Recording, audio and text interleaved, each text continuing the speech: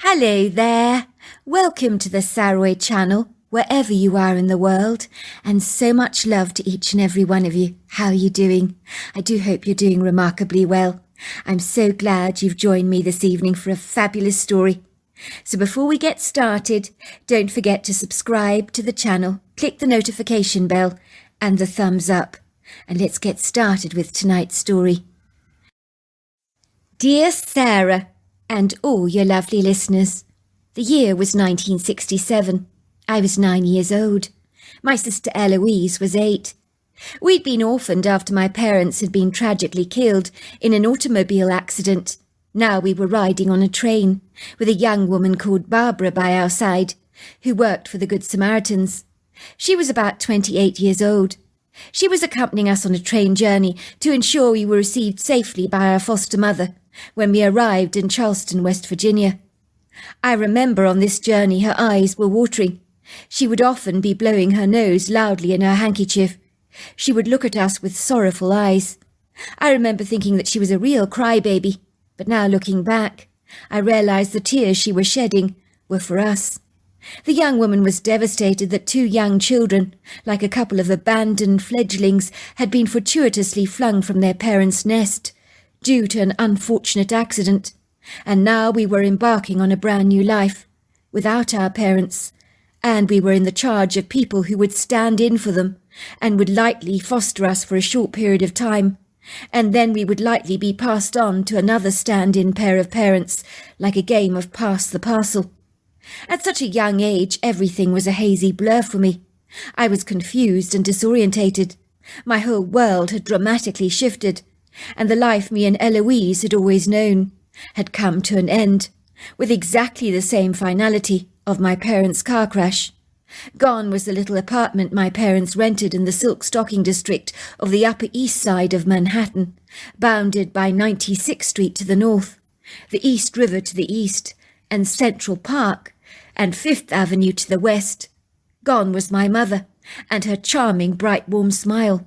Gone was the roller skating at Central Park, the Sunday trips with my father to the ice cream parlour, and all the other precious memories that came along with those early years, so much of which had now been expunged from my mind, with my memories now only a mysterious shadow. I only had a rather out-of-focus picture now left in my head of what my mother and father looked like back then, as those days seemed like a lifetime ago. I do remember being told by some kindly elderly woman, a social worker working for the Good Samaritans and liaising with the social services. She had a large mop of grey hair and wore these round, thick bottle-top glasses that made her look as if she had the most enormous eyes based on the reflection that would stare back at us. She informed me and my sister Eloise that our parents had decided to go on vacation to heaven. They weren't coming back any time soon. I remember being puzzled by this conversation, as my mother never liked to go anywhere without us, so the lady's strange comments made no sense to me at all. My mother had been a devoted mother, and was always worried about our whereabouts, so leaving us behind while she sauntered off to some exotic holiday destination seemed incongruously bizarre to me, and so out of character for my very unselfish mother. "Why is Mummy and Daddy not coming back?" I asked, looking at the old lady nonplussed. "Your Mummy and Daddy like it so much where they are. They don't want to be coming back. It's very beautiful in heaven, you see. Once you visit the place, you never want to return. There's streets of gold there, fairy tale castles with large torrents, crystal blue oceans and clouds you can surf like the waves. When you get there, you can't leave. You're having so much fun, you see." My brow had furrowed with confusion. "Well, why can't we go and be with them so that we can have lots of fun together and stay there forever and ever?" My little sister had interceded. "We want to go to heaven to be with them. We want to live in the fairy tale castle in the sky, and we want to ride all the fluffy clouds there." "It's not that simple," the old woman told us. "You can't go to heaven without a special ticket, but you mustn't worry, because one day you'll both get your own very special tickets to heaven when the time is perfectly right. Everybody gets a golden ticket at some point in their lives, but you have to wait your turn. It's very rude to jump the queue." My face brightened. "You mean like a gold ticket, like Charlie in the chocolate factory, when he got a ticket in the chocolate bar?" I asked excitedly. "Exactly right. It's a very special ticket. Charlie was very lucky to get his golden ticket, which enabled him to go to the chocolate factory and meet Willy Wonka. Without the ticket, he would not have been given access to the chocolate factory, would he? So your mummy and daddy got their golden tickets. And like Charlie, who didn't want to leave the chocolate factory, they don't want to leave heaven. They're very happy there. One day when you get your golden ticket, you'll see them again. But right now you must both be very brave, because you're going to live in a foster home with another mummy and daddy, who'll be taking good care of you." "But I don't want another mummy and daddy," I'd said. "I like the ones we've got." The woman had frowned at me, becoming slightly exasperated. "You're going to live with another mummy and daddy because your parents are in heaven. You need someone to take care of you when they're not around. They'd want someone to be watching over you, wouldn't they? Your parents don't need to be worrying about you." I was so bemused about everything, and very jealous that my parents had acquired golden tickets to heaven. I felt put out that me and my sister had not been so lucky. It wasn't fair. It was such a bummer. I loved the story of Charlie and the chocolate factory, and when I thought of my parents, I visualized them with large, gleaming golden tickets in their hands, huge smiles on their faces as they hung around a playground with a Ferris wheel, merry-go-rounds, roller coasters, pony rides, dancing dogs, magic shows, ice creams, toffee apples, and candy floss. How I wished I could be with them. Some people got all the luck. But why was it never me? Come to think of it, Eloise was also one of those unlucky people that never won anything on the fairground. It was always other kids that bagged the huge, white, fluffy teddy bear bigger than they were at the hula hoop stand, or guessed correctly about how many jelly beans were in the glass bottle. But me and Eloise always used to feel short-changed, as we never won anything. We would return home, rather beleaguered, our hearts heavy, with half-eaten toffee apples, very sore stomachs, sticky fingers, and caramel syrup trailing around the corners of our mouths. The 14-hour train journey was a very long 608-mile trip from New York to Charleston, Virginia. It was the very first time I'd been on a train before, so I was very excited, and I was mesmerized by the prepossessing, awe-inspiring scenery. I would watch the world go flashing by furiously from the window, passing meadows, fields, lakes, farmhouses, barns, woods, fields of cows and grazing horses, in between eating snacks, sleeping, and listening to the woman called Barbara reading us stories. When the train announced we'd arrived in Charleston, Virginia, and could disembark, Barbara helped us off the train with our 2 suitcases, which were all we had in the world, and looked a little worn out and tired, as both suitcases had belonged to my mother when she was a young girl. We were met at the station in Charleston by a formidable woman who scared me from the moment I saw her. She had that solemn, commanding voice and a no-nonsense manner that rather reminded me of a strict headmistress. She was wearing a very well-fitting tweed jacket that fit snugly around her narrow shoulders, a crisp white cotton blouse, a tailored skirt that fell below her knees, with a string of pearls around her neck, and a pair of very sensible hush-puppy brogues that were practical rather than elegant. Her face was slightly asymmetrical, her nose quite aristocratic, with a proud pointed tip. Her grey hair was pinned back in a neat bun. Everything about her was tight. Her manner seemed apathetic, as if she was picking up a couple of stray cats to take to the pound, of which she was not particularly bothered about. She had those hawk-like, beady brown eyes that seemed to stare at us. There was nothing warm in her demeanour, and she was not particularly engaging or very thankful to Barbara, who'd accompanied us on our trip from New York. It might have been nice if she'd actually thanked the woman for watching over us, but she did nothing of the kind. In truth, her obtrusive manner was rather abrupt and severe, her voice sharp and to the point. "So these are the children that I'm about to foster," she says in a haughty voice that sounded very matter-of-fact, as if she'd received a delivery from the baker's and was checking that she'd received the 2 apple pies she'd actually ordered. "That's right," said Barbara with a big smile. "This is young Stephen over here. He's 9 years old. This is his sister Eloise, who's 8. They've been very well behaved during the trip, you'll be glad to know. Given me no trouble at all." "Glad to hear it. I can't abide bad behaviour in children. I blame the parents if they misbehave. Children should always be seen and not heard. That's what my old mother always used to say." I could see the woman's cursory comments unsettled Barbara, who hadn't warmed to our foster mother any more than we had. Me and my sister Eloise were looking at each other tentatively, with a degree of trepidation, as we studied the very stiff-necked woman. Her hostile demeanour appeared to fit appropriately with her stony expression that she wore on her face. Barbara grimaced. She gingerly piped, "Could you please sign these papers for me, to affirm you received both children safely into your charge?" My foster mother visibly frowned. "For God's sake, woman," she snapped, "why does everything these days have to be bloody signed for? So much red tape. It's ridiculous. I told you I will take the children into my charge. Isn't that enough?" "It's procedure," piped Barbara, looking bashful. "It's the way the office handles the administration, I'm afraid. I'm sure you can fully appreciate we need to feel satisfied and thoroughly assured that both the children arrived safely in your hands." "Very well, then, I'll do it," she protested, "just to get those dreadful people out of my hair." The grey-haired woman frowns, snatched the paper and pen, and scribbled a signature on it, handing it back to Barbara, who folded it up neatly and placed it in her purse. "Before you go, I would appreciate some help getting those suitcases into the trunk of my car," she says. "But of course," said Barbara, her face puckered up with worry lines. I don't think she expected to receive such an icy-cold reception from the woman. Before long, our rather battered suitcases were flung into the trunk of a bright red Ford. "There you go," said Barbara. "I'll love you now and leave you. Have a really good trip.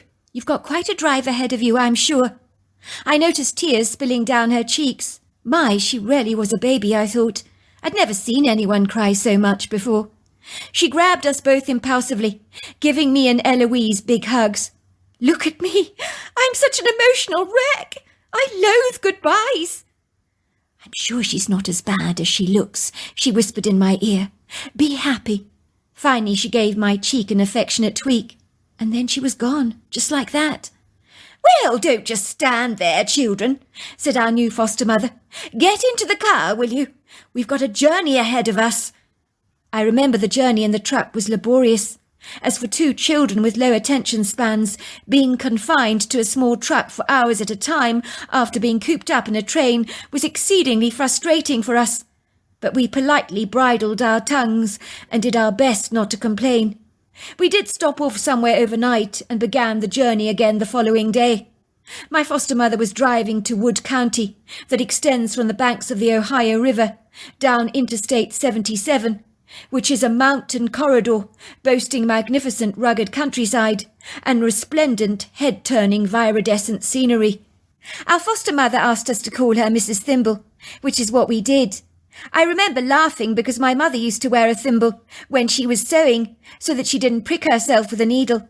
It seemed rather amusing that someone should have the same surname as one of the gadgets that my mother had in her sewing box.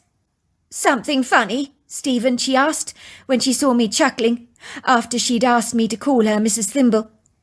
"You just got a funny surname, Mrs. Thimble," said Eloise, interceding. "A thimble is used on your finger when you sew to stop you from pricking your finger." Mrs. Thimble sounded unamused. "I'm well aware of what a thimble is, Eloise. I don't appreciate you making fun of my surname," she chided, her words stiff, her face indignant. A couple of days later, me and my sister Eloise had settled down into Mrs. Thimble's house in the countryside. It was situated on acres and acres of pristine verdant land. The house was swallowed up by the sprawling landscape like a piece of plankton in a whale's mouth. I couldn't believe that Mr. and Mrs. Thimble owned so much land. Me and my sister were from New York. We were used to space costing money, so I was absolutely certain Mr. and Mrs. Thimble must be millionaires. I mean, they had to be.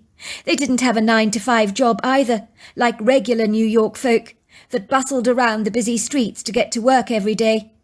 Instead, the Thimbles seemed to bustle around the farmhouse, doing things all day at their leisure. I was to learn later it was because the couple were retired. Mrs. Thimble's late mother had left her well provided for, so they probably didn't need to work a day in their lives, as money was not in short supply for them. Mrs. Thimble loved the colour white, like no one I have ever known. I'm not sure why she was so devoted to the colour, as it was so impractical for a countryside home, and lent itself far better to a boutique-style apartment in New York, of which I had seen many. Mrs. Thimble's farmhouse was reasonably small. It was like a double-storey white wooden cottage with a white roof and a white wraparound porch that extended across the back of the house, and provided an excellent entertainment area.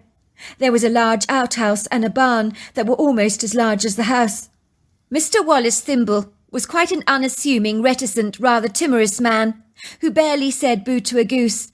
But it was Mrs. Thimble that seemed to run the house. She was such an uncommunicative woman. You never knew what she was thinking, although she did know how to give you that look, whatever that look was. I did wonder why she'd chosen to foster children, for she had so little interest in us, and was always concerned we would bring dirt into her house, so we were expected to keep our shoes in the entrance hall at all times. The rooms in the house boasted white walls, white couches, white curtains, white furniture, white rugs, white cushions, and even a white fireplace. It was colourless, and although elegant to look at, the dominant obsessive white look was somewhat intimidating, especially for two young children like us, who thoroughly enjoyed wallowing in the dirt, getting our hands filthy, and climbing trees. Thankfully, the varying shades of white Mrs. Thimble incorporated in her decor boasted subtle contrasts. Luckily, our bedroom, that we shared together on the second floor, was painted in a pale green minty colour. I was relieved about that, because I didn't fancy doing my homework in an all-white room. It might well bleach my imagination and subdue my creativity. Indeed, it almost certainly would have driven me insane. I remember once hearing that prisoners locked up in an all-white room devoid of colour can go mad, and that doesn't surprise me at all. Colour is such a significant part of our lives, which makes the world a richer, more flamboyant place. Without it, everything is insipid, dull, and pale. Maybe Mrs. Thimble's obsession with the colour white was a reflection of the colourless state of her life at the time. I can't think of a better way to describe Mrs. Thimble than tight. There was nothing loose about the woman, the clothes she wore, nothing carefree, insouciant, or relaxed about her attitude towards things. It would seem under her inelastic, prudent charge and austere influences over our lives, which became rigidly structured and disciplined, almost as if she was like an army general that everybody had to salute. In truth, it was no different for her husband as it was for us. The seemingly emotionless, impassive woman never expressed her feelings. She never asked us about ourselves, or gave us any encouragement or love. If we asked her questions, she would immediately shut us down, usually with an answer like, "That's no business of yours, Stephen," or, "It's very rude to ask me such personal, impertinent questions, young man. It's not your place to do so." There were times it was awfully lonely in that farmhouse, and if I hadn't had my sister for company, I'd have been desperately unhappy. Mrs. Thimble homeschooled us, so our lives were relatively isolated, and in the beginning interacting with other kids our age just didn't happen. The only person that visited the house was the postman from time to time, and he used to give us these sympathetic looks, as I think everyone who crossed paths with Mrs. Thimble knew she was not exactly the most congenial woman. If she did speak to you, she could be as abrasive as sandpaper, and barely ever managed a smile. Mr. Thimble seemed to enjoy whiling away the long hours in the crisp, fresh country air, tending to his corn crop or his vegetable bed. The man had impressively green fingers. I remember some of his pumpkins were the size of a television set. He also loved to ride his black and bay horse Gusto in the countryside. He would abandon the house for hours at a time, only coming back in the early evenings. He'd settle down to enjoy a beer or two, read a detective novel, and not breathe a word to anyone. Truly, he was as quiet as a church mouse. When I asked him a question, he would usually say, "Yes, no, ask Mrs. Thimble." I think he wanted to keep his distance from the formidable Queen Bee, as much as we all did. The good news is that Mrs. Thimble was not adverse to us spending our afternoons playing in the countryside. On the contrary, she actively encouraged it, as she possibly enjoyed a reprieve from being away from us kids, where she could be left alone in peace to paint on her canvases and watercolours.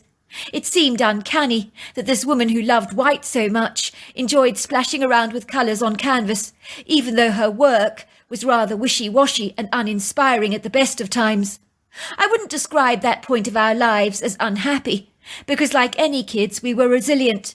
We accepted our lot, without considering whether it impacted on our happiness or not, as we lived in the moment and did not ponder over things in such depth. Which is possibly a good thing, as if you overthink things, it's likely to lead to depression of some kind. One day something extraordinary happened to me and my sister Eloise, that both she and I could not explain, that even for years after the event, and still all these years later, we say, what the hell happened there?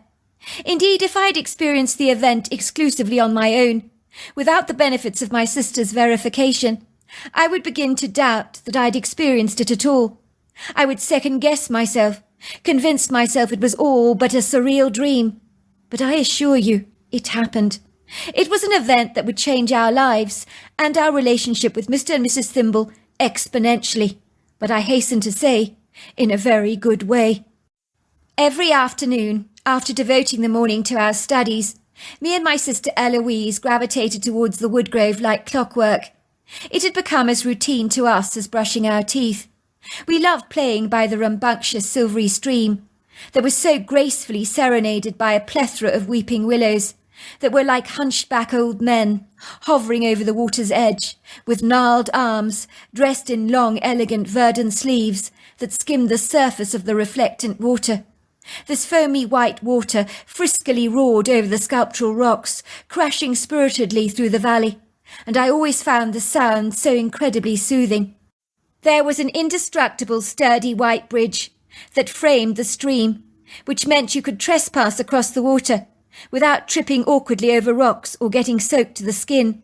We would sometimes play hopscotch there, marking the white wood with blue chalk. When we got to the woodgrove, we would scream and cry out at the top of our lungs to our heart's content and become kids again. It was like the woodgrove became to us our secret playground, the special, magical, enchanting place where we could let our hair down and feel free to be the spirited children that we were. As back at the farmhouse, we were always on our very best behaviour. I often secretly wondered whether when Mr. Thimble got away from Mrs. Thimble and was happily trotting down one of those quiet riding trails on the back of Gastorf, his fine-looking American quarter black and bay horse, and was out of earshot from his wife, did he suddenly whistle loudly, like a kettle releasing some pent-up steam? Indeed, I half suspected he did. It rather reminded me of the age-old saying, when the cat's away, the mice begin to play, as if everything suddenly becomes alive when Mrs. Thimble isn't around, like a toy factory that once the owner has left the premises comes bounding back to life like magic. This particular day that would be so indelibly marked on our lives forever had auspiciously begun like any other. There was nothing in its essence or vibration that spoke of something remarkable being birthed. Breakfast was served as normal, promptly in the morning at 7:30 sharp. Me and my sister Eloise would eat oatmeal porridge every day, with blueberry jelly, at the white hardwood kitchen table, under the stiff gaze and scrutiny of Mrs. Thimble's beady eyes, who watched us judiciously as we consumed every mouthful. Mr. Thimble would sit at the table, almost as if he was 100 miles away, with his eyes carefully pinned in the newspaper, and a cup of coffee at his side, while he nibbled on a piece of toast buttered with marmalade. He was a thin man with a large bald patch in the centre of his scalp that was shinier than any of the polished furniture. His remaining hair was grey, but his steely grey eyes were difficult to see, as they were always buried behind a pair of thick-rimmed glasses. "Now you've eaten," said Mrs. Thimble, "go and wash your hands and brush your teeth, and we'll do some schoolwork in the study." "Yes, Miss Thimble," we'd both said dutifully. Mr. Thimble made some faint mutterings under his breath about how Gastorf, his horse, was champing at the bit for some much-needed exercise. I don't think I've ever seen such a well-exercised horse in all my life, as Mr. Thimble could never get out of the house fast enough, I'd always see him leading his horse out of the stable block and finally trotting out into the country road. He'd be gone for ever and a day. I had noticed that the married couple slept in their own bedrooms, and there were no displays of affection between the two of them. I often wondered how the two ever came together in the first place, as they were like two passing ships in the night, docking at different ports every evening, with little in common, it would seem. In the beginning, me and my sister Eloise clandestinely pondered whether there was ever a point in their lives when the Thimbles may have actually been in love, but that seemed almost impossible to believe. If you had told me that they were distant cousins, I would have emphatically believed you, as their interactions together were at best limp, their conversations scant, guarded, impersonal, and terribly formal. It was only in the afternoon that me and my sister were free to go exploring, and as usual we made a happy beeline towards the woodgrove. I was delighted that the bleak midwinter was finally behind us, as it had been a bitterly cold one, with long gloomy days, overcast grey skies, and a plethora of snow. In a trice the cold days were confiscated by the audacious determination of a tenacious spring that had splashed her presence across the countryside, like the colour from an artist's palette. In a matter of weeks, the bleached stone-washed grass was renewing itself, with a fresh emerald-green covering. It was a beautiful spring morning. The soft ethereal shafts of afternoon sunlight bounded ebulliently through the forest canopy. The service berries, along with the red budwoods and the paulownia blooms, with their dazzlingly pretty purple chains of blossom, painted the woodgrove in a kaleidoscope of pearly colours.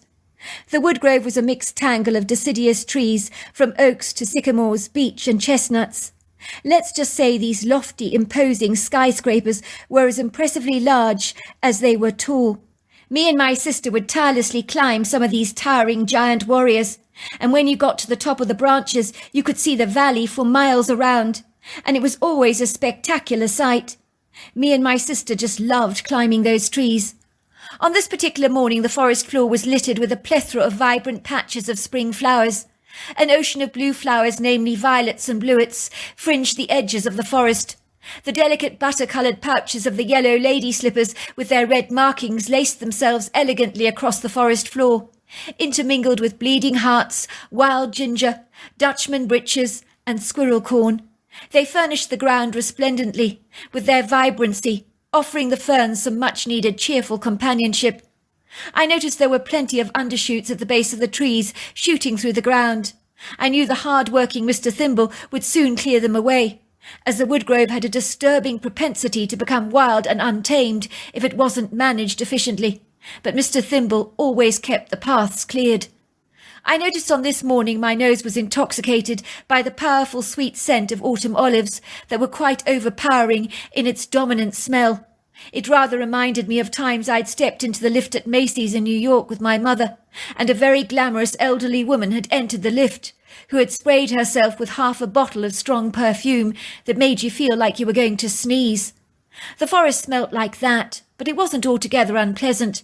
We could hear the sounds of the nesting barred owls that made a sound that rings out like, "Who cooks for you? Who cooks for you? Who cooks for you?" along with the sound of the buzzing insects and the sweet twitters and tweets of the birds. Me and my sister ambled over casually towards the stream. I stopped dead in my tracks. I noticed that the sturdy white bridge that framed the fast-moving water was gone. It had completely disappeared. I knew where it was located, and the landmarks well, but the bridge, it was gone. It had completely disappeared. I knew where it was located, and the landmarks well, but the bridge, it was gone. "Where is the bridge?" asked my sister, looking perturbed. "How can it just disappear like that?" I looked at her nonplussed, not knowing how to answer her very good question, for I had no explanation as to where the bridge could have gone either. How could the bridge just vanish like that?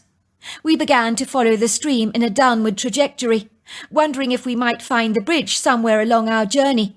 It had to be here somewhere, surely. A bridge didn't just disappear like this. It is substantial in size, and is not easily lost like a missing sneaker that can be buried underneath some forest scrub and might be difficult to locate. We were so confounded that neither of us spoke. We were trying to make sense of everything.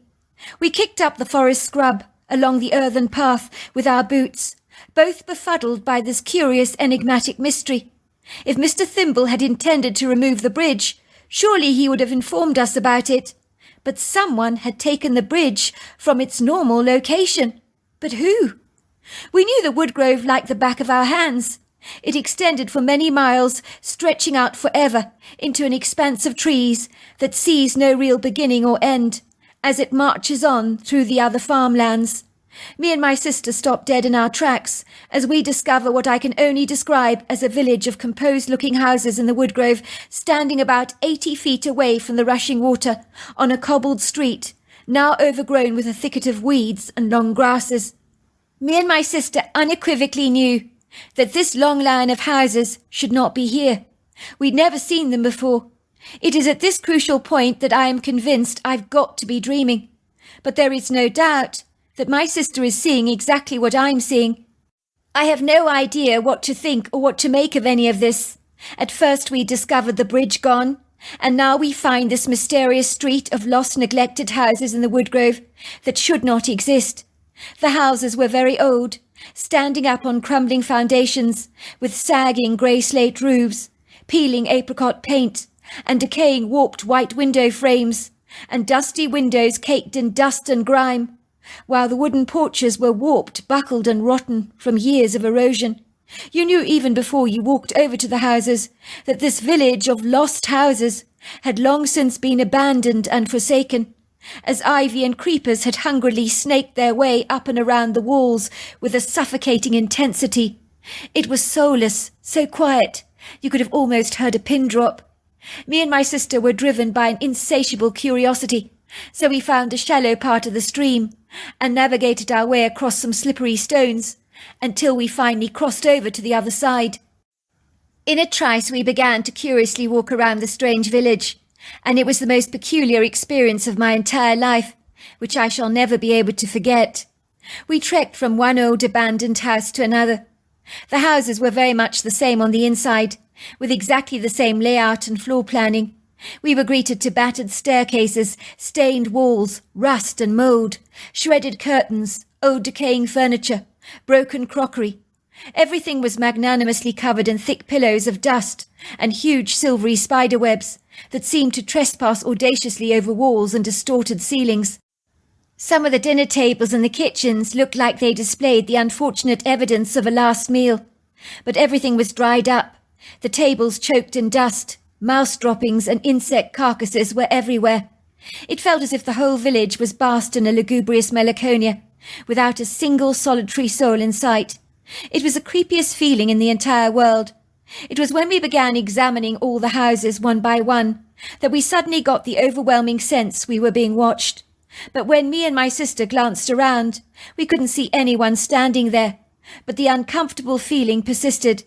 When we entered the last house in the street, we could not believe what we found. We discovered that the room was filled with human bones. There were skulls of different sizes perched on the top of wooden shelves, and human bones lined up in neat rows, like you might expect in an archaeologist's laboratory. Indeed, the bones looked ancient enough.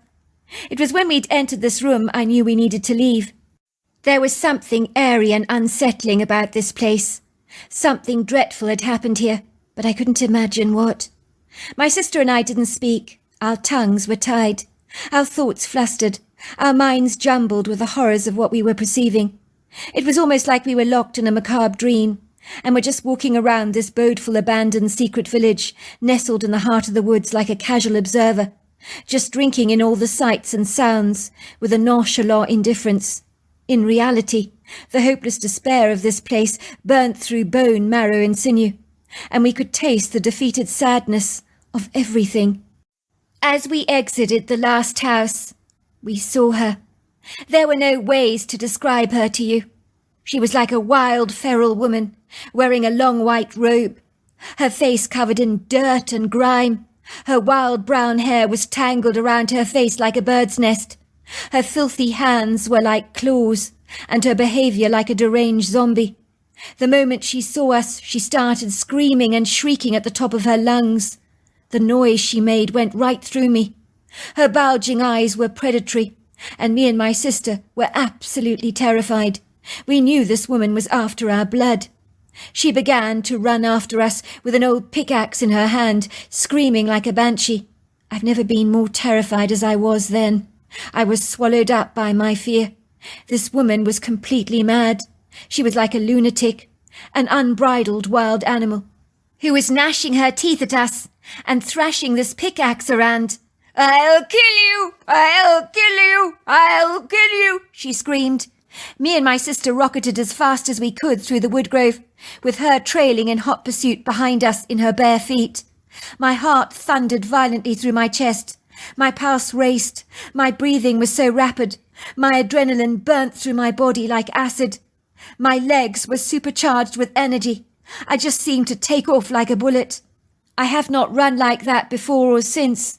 My sister seemed to have benefited from the same energy surge that gave us this distinct advantage over the woman. Soon we were far ahead of her. My sister tripped over a large log lying in the woods covered with moss. That was a great find. We discovered there was a sizable hollow underneath the trunk, so in our exhaustion we slipped under the tree trunk and hid. Soon we heard the woman. She ran past us, searching for us. I remember me and my sister held our breaths. We could sense the predatory woman in our midst.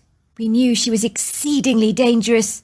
At one time, the worst time of all, was when she was actually sitting on our tree trunk where we were hiding. To take a quick breather, we could hear her rapid breaths. Her hardened bare feet were only inches away from us. Indeed, we were so close to her, we could actually have touched her. I remember her snorting, and then mumbling about something. Then she walked away, her feet trudging noisily across the ground, sweeping past the underbrush. She kept talking to herself. Me and my sister were so terrified, far too frightened to move, so we stayed in our hiding place for ages. We would hold each other's hands, squeezing them tightly, but we never spoke, not even once. We were gripped with so much terror, a terror that we could not articulate into words. I did wonder if that feral woman had something to do with all the human bones in that village.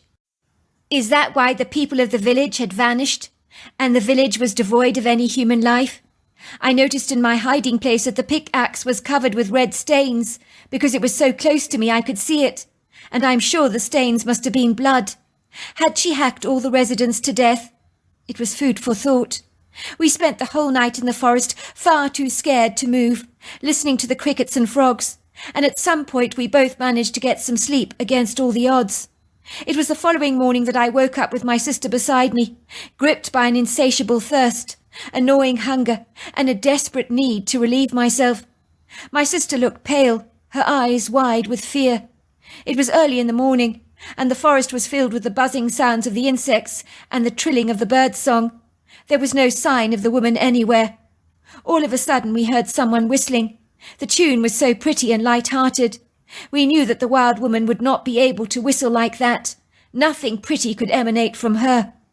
I didn't hesitate to scurry out of my hiding place, sure that maybe someone halfway normal was in the woodgrove who could lead us back to safety and help us to get out of here. To my amazement, me and my sister crawled out of our hiding place and were to discover that the person who was whistling was unlike any human being we'd ever had the pleasure to meet before.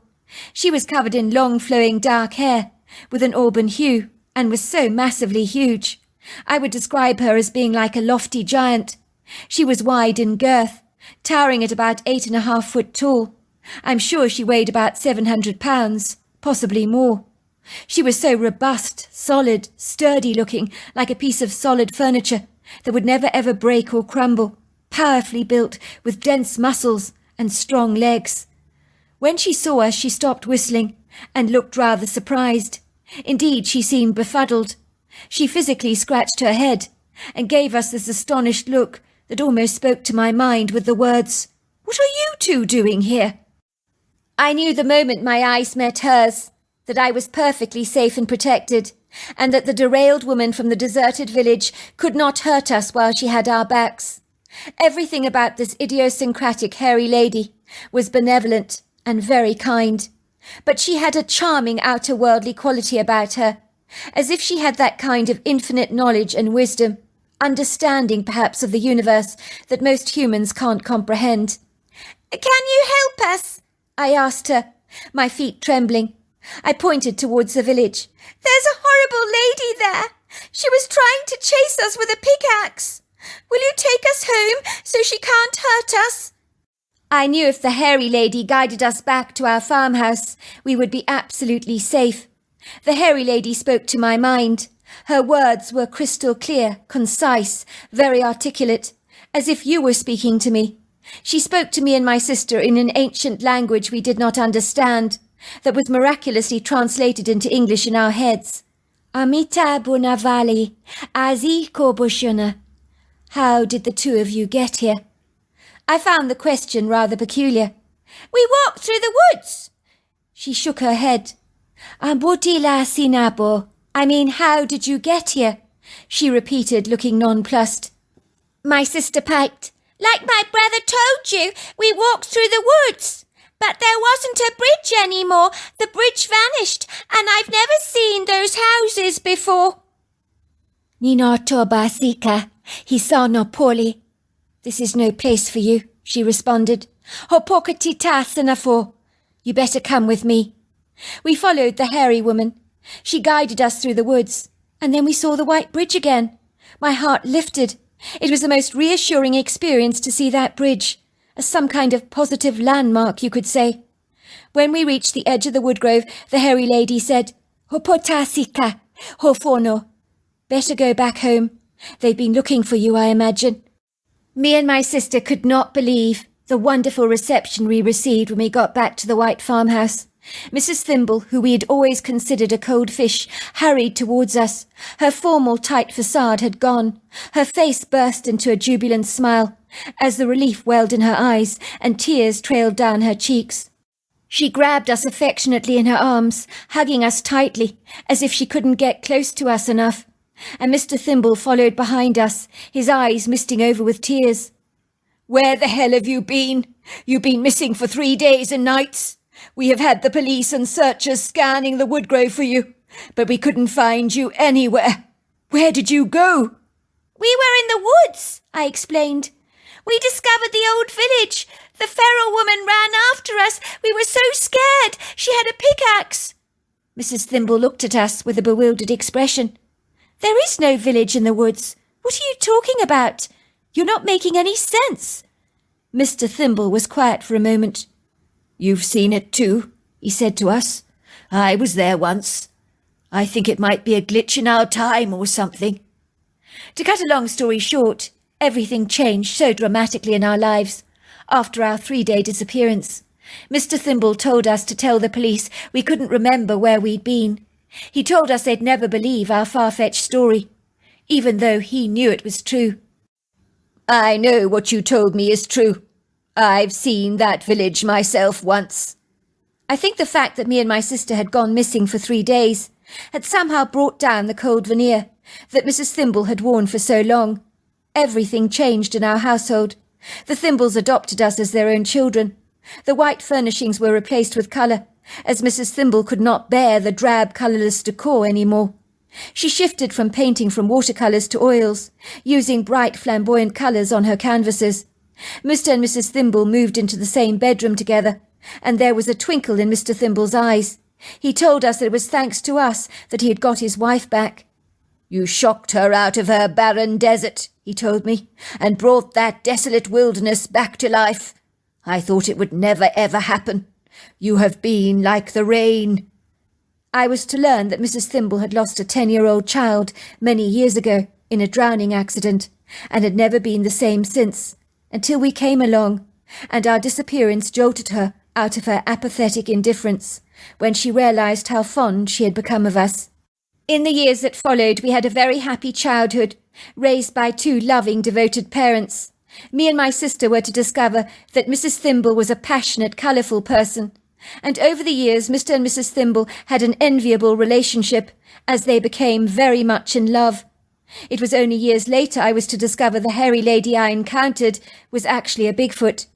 Needless to say, me and my sister searched for that lost village in the woodgrove, but we never ever found it again. Although over the years we'd hear the Bigfoot whistling in the woods, I'd recognise her tune anywhere, but we never physically saw her again. I think we must have entered some kind of time glitch or portal that day. But what happened I will never really know.